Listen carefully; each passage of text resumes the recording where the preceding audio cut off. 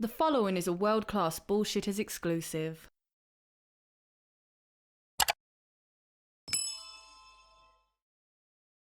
Last month, we talked about the consumer revolt. How people everywhere are waking up to the fact that entertainment companies keep charging more while delivering less. And, right on schedule, here comes another perfect example practically begging to be Exhibit A. You can almost smell the shortcuts a mile away before you even see them. Cheap marketing tricks, sloppy visuals, no effort, no passion, no pride. It's the kind of product where the people making it clearly assume the audience wouldn't notice, or worse, wouldn't care. But every now and then, something slips through that's so unmistakably careless it stops people mid-scroll. Not because it's shocking or bold, but because it just looks like nobody bothered to check the work. It's the kind of thing you look at twice just to make sure you're seeing it correctly, and then you realize, unfortunately, you are. And once that moment hits, everything else starts falling into place. You start to notice the seams, the shortcuts, the corners cut so close they went straight through the material. Suddenly, the whole thing feels less like a release and more like a reminder. A reminder of what happens when a studio relies on the brand name to do all the heavy lifting. What's most surprising isn't the end result, but the confidence behind it, the way it was presented, hyped, and pushed out the door as if nothing was wrong at all. It's almost impressive in a way, the kind of boldness that only comes from believing the audience will accept anything, but this time they didn't. And that's where our story begins. But before we get into that, today's video is brought to you by me, Jeff Hicks, and my new graphic novel, Stealing Solo 2, only available until December 11th. Act now so you don't miss out on the sequel to the greatest Star Wars parody since Spaceballs. Perfect for anyone who can read English and likes to laugh. Stealing Solo asks the greatest what-if question of all time. What if a group of disgruntled Star Wars fans kidnap Harrison Ford and force him to remake Star Wars in their basement? And what if I told you there's a sequel? Yes, finally, the thing you've all been asking for is here. Stealing Solo 2, The Power of the Farce. This time it's personal. Mark Hamill, spurned on by the jealousy that Harrison Ford receives from his new Star Wars movie, decides to kidnap the kidnappers in an attempt to reclaim his dignity, glory, and sanity. It's funny, action-packed, and it's only available for a limited time on Kickstarter. But here's the good news. It's already passed its funding goal in just over a week, so you are guaranteed to get a copy of Stealing Solo 2 when the campaign closes on December 11th. But don't wait. Act now. Click the link in the description below or just go to Kickstarter and type in Stealing Solo 2. There's only one farce this powerful, and it's Stealing Solo, The Power of the Farce. There was a time when a franchise meant something, when a new installment felt like an event, not an obligation. When the people making it were hungry, competitive, and determined to outdo their last effort. You could feel the ambition, the energy, the craftsmanship. Everything had weight. Everything had intention. Even if you didn't love every entry, you could at least appreciate the effort behind it.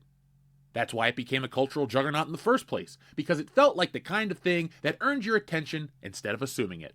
But that hunger doesn't last forever, especially not when a company realizes the brand is strong enough to coast. That's when the shortcuts start creeping in. A recycled idea here, a familiar mechanic there. Nothing major at first, just small decisions that quietly trade creativity for convenience.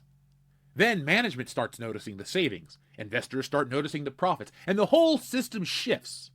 Suddenly, the franchise isn't being built for fans anymore, it's being built for the fiscal calendar. And once that mindset takes over, the decline is inevitable. Not dramatic, not explosive, just a slow, steady erosion of quality disguised as tradition. Each new release arrives with less to say, less to offer, and less to stand on. Yet the marketing stays loud, the messaging stays confident, and the company insists everything is still right on track. They rely on muscle memory, yours and theirs. They figure the audience will show up out of habit, even if the creators didn't. Which brings us to the moment everyone is talking about. Something that was supposed to reinvigorate the brand, reconnect with its roots, and remind fans why this series dominated for so long. Instead, it's become the most glaring sign that the well has officially run dry, because this year's entry of Call of Duty Black Ops 7 doesn't just look tired, it looks like the point where the franchise finally ran out of excuses. This topic is so much more important than just video games. But let's start with the reviews, because for once, the entire landscape of gaming media is aligned. Rolling Stone calls the campaign sloppy and directionless. Kotaku describes missions as stitched together like a patchwork project rushed out overnight. Forbes uses words like messy and confusing and barely functional. Even comicbook.com, an outlet usually generous with big releases, said the game picked the wrong year to fumble, because the campaign wasn't just underwhelming, it was actively undermining the legacy of Call of Duty. The entire campaign has that same energy, the energy of something built from compromise instead of intention. Shortcuts everywhere, missions that feel like unfinished prototypes, dialogue that sounds like it was written by children. The kind of campaign where you don't walk away disappointed, you walk away wondering if this was ever supposed to be a finished product. And that's where the real problem begins. Because for years, fans suspected the franchise was relying more on annual release schedules than actual creative effort. But suspicion is one thing. Seeing it confirmed, mission by mission, scene by scene, is something entirely different. The Black Ops name used to carry weight. It used to mean the studio was putting their best work forward. This time it feels more like the franchise admitted what people were afraid to say out loud. The campaign is no longer a priority. It's just part of a checklist to sell you DLC and multiplayer. And as bad as the campaign was, players had no idea the worst part was still coming. They hadn't seen the AI yet. When the game finally launched, people jumped in expecting the usual, even if the story was messy or the missions felt familiar. At least the presentation would be polished. The franchise always relied on spectacle, big set pieces, bold visuals, heavy-hitting marketing. But the moment players reached the cosmetic art, calling cards, and unlockable visuals, everything stopped dead. It wasn't subtle, it wasn't debatable, it was AI. The kind of AI art you spot immediately. Extra fingers, warped limbs, backgrounds that twist into nonsense. Fans weren't disappointed, they were stunned, because for the first time, the laziness wasn't hidden behind the actions, it was baked directly into the experience. As players began sharing screenshots, the shock spread across Steam, Reddit, and social platforms. Shill sites like Kotaku covered how user reviews started calling out AI garbage and cheap machine art, showing up in places where actual artists once delivered the franchise's iconic style. People who just spent full price on the game suddenly realized the unlockables, the stuff meant to keep players engaged, were machine-generated shortcuts inserted into a AAA release. And that revelation hit hard, because it wasn't just one oversight, it was everywhere. What elevated the situation from disappointment to full-blown embarrassment was how quickly it escalated outside of the gaming bubble. Creative Block noted the absurdity of billion-dollar franchises leaning on visual shortcuts that looked like half-finished experiments. Game Rant reported the backlash was significant enough that a US congressman chimed in, criticizing the decision as a sign companies are using AI to replace human labor purely for profit. When a video game's calling cards are sloppy enough to spark political commentary, you know something has gone very wrong. But the real shit kicker wasn't the headlines, it was the message behind the laziness. This wasn't an indie project working with limited resources. This wasn't a small team experimenting with new tools. This was one of the biggest franchises on Earth, cutting visible corners on the most basic part of the player experience. It told fans, you'll buy it anyway, and that's the moment people snapped. The price stayed premium, the brand name stayed loud, but the effort vanished. Players weren't only angry because AI was used, they were angry because the results looked like the studio didn't even try. And once the audience sees that kind of neglect firsthand, it becomes impossible to unsee. This wasn't just a bad decision, it was confirmation. Confirmation that the franchise was leaning on machines to fill the gaps where human creativity used to be.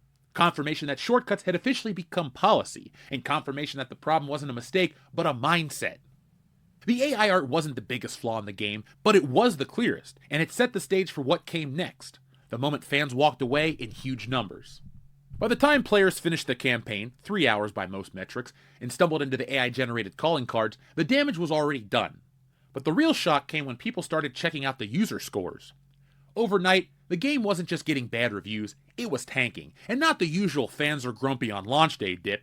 This was historic. Call of Duty Black Ops 7 went on record as the worst rated Call of Duty entry ever, a title nobody thought any installment could win, no matter how lazy the execution became. The audience didn't trickle away, they bailed fast. It wasn't the usual outrage cycle either. Outrage means people still care. Outrage is passionate, outrage is emotional investment. What happened here was worse. Total indifference. Players weren't arguing, they weren't defending the game, they weren't fighting in the comments, they were just shrugging, uninstalling, and moving on. And for a franchise that built its empire on repeat engagement, this is a nightmare scenario. The numbers reflected it too. Steam reviews plunged, social feeds turned into a highlight reel of bugs, cut corners, and half-finished ideas. Every clip looked like a piece of a game that needed another year of development at minimum. Even longtime fans, the ones who stuck with the series throughout the yearly releases and recycled ideas, finally said the quiet part out loud. It's not worth it anymore. When you lose the loyalists, you lose the structure holding everything up. And the irony is that none of this happened because the game was daring or experimental or controversial. It wasn't bold enough to provoke that kind of reaction. It wasn't ambitious enough to split the fan base. It was simply lazy. A product that felt unfinished, unpolished, and pushed out because the calendar said it was time. And that's why the backlash is so different. Fans aren't mad at risks, they're disappointed by a lack of them. Black Ops 7 isn't a controversial misfire, it's a quiet collapse. A reminder that even the biggest franchise on Earth can run out of goodwill. All it takes is one release bad enough to make people stop showing up, and the moment that happens, the moment the audiences prove they're willing to walk away, the entire industry starts paying attention, because if this brand can get abandoned after years of momentum, any brand can. What happened with Black Ops 7 isn't just a video game problem, it's the same exact pattern spreading across every major entertainment industry. The details change, but the story stays the same. A giant brand, built on quality, slowly replaces effort with shortcuts, assumes the audience won't notice, and then acts shocked when the audience finally wakes up. This isn't just one lazy campaign or one other embarrassing AI art scandal, it's about an industry-wide addiction to convenience over craft. Look at Hollywood studios. They used to spend years developing original films, polishing scripts, and taking creative risks. Now they're hooked on reboots, sequels, multiverses, and content designed by committee. They're terrified to try something new, so they keep recycling the same IP until even the nostalgia loses its shine. It's the same mindset that drove this latest game into the ground. Just give them something familiar, they'll show up, except they won't. Not anymore. Audiences have had enough. We've reached the point where people skip a movie not because they dislike it, but because they know it won't surprise them. The toy industry is doing this too. Hasbro keeps pumping out the same figures, the same variants, the same half-hearted tie-ins. Collectors aren't buying 6 repaints of the same characters anymore. Funko ballooned into an unstoppable pop culture titan by mass-producing soulless plastic figurines until stores couldn't give them away. That collapse didn't happen because people stopped liking toys, it happened because people stopped liking lazy toys. The audience didn't change, the standards did. Streaming has the same disease. The subscription model pushed companies to prioritize quantity over quality, churning out shows that vanish after one season, movies you forget by the time the credits roll, and endless content drops designed to keep you subscribed, not entertained. Instead of building something great, they build something fast. Instead of giving something of value, they give something of volume. And every time a streaming service raises its prices while shrinking its catalog, people cancel faster. It's not a mystery, it's cause and effect. Even gaming as a whole is feeling it. Live service titles release half-finished games and hope to fix themselves later. Microtransactions creep into everything.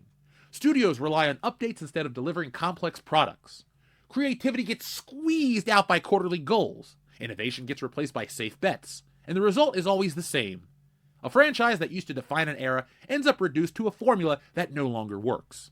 This is why Black Ops 7 matters, not because it's a game, but because it's a symptom of an industry that keeps cutting corners, phoning it in, and assuming the audience won't push back. But they are. They're unsubscribing, they're ignoring releases, they're skipping sequels, they're tired of being talked down to and overcharged. They're tired of seeing brands they loved reduced to glossy, hollow, algorithm-approved versions of their former selves.